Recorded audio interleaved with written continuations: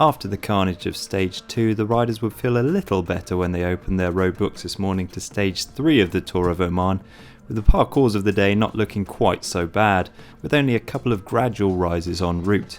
Before the start, tributes were paid in Oman and across the cycling world following the tragic death of Claude Criquielion, aged just 58. Claudy was world champion in 1984 and also had major wins at the Tour of Flanders and Flèche Wallonne in his 22-year cycling career. We at GCN offer our condolences to Claude's family and friends.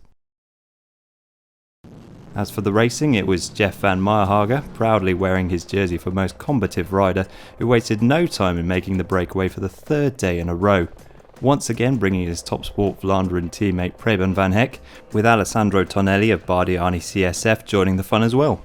The peloton were happy to give the trio some slack in the first hour. By the first intermediate sprint they were over 9 minutes ahead, with Van Meirhaeghe naturally securing maximum bonuses at the line. Eventually Trek Factory Racing started working towards bridging the gap to the leaders, but with temperatures slowly rising towards 38 degrees centigrade, there was certainly no need to go too hard at this point. Definitely ice cream weather, although maybe best to eat it before the riders see you. By the time the break took a much needed feed at 77 kilometres, the gap had closed to 3 minutes, the peloton now starting to string out on the flat roads around Al-Shatar.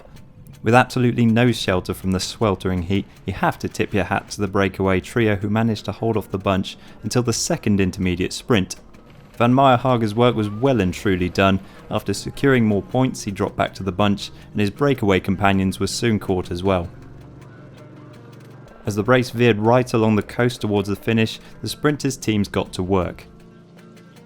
Trek Factory Racing started the sprint with Danny van Poppel, but powering up the middle came Katusha's Alexander Kristoff for his first win of the Tour and his fourth win already in 2015.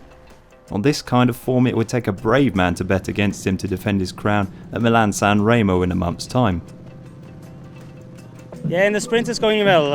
We have a good lead out. We brought Jacopo this year in the lead out and he's doing a very good job and to put everything together, and Luca, Marco and also Gattis did a great job to keep me in the front. So at the end I had a very nice entry for the sprint and had some good legs left, so this is important that you have something to sprint with, especially in a headwind sprint like today. Here are the stage results from ProCyclingStats.com. Green jersey holder Andrea Guardini could only manage second this time, while Matteo Palucchi takes another podium finish.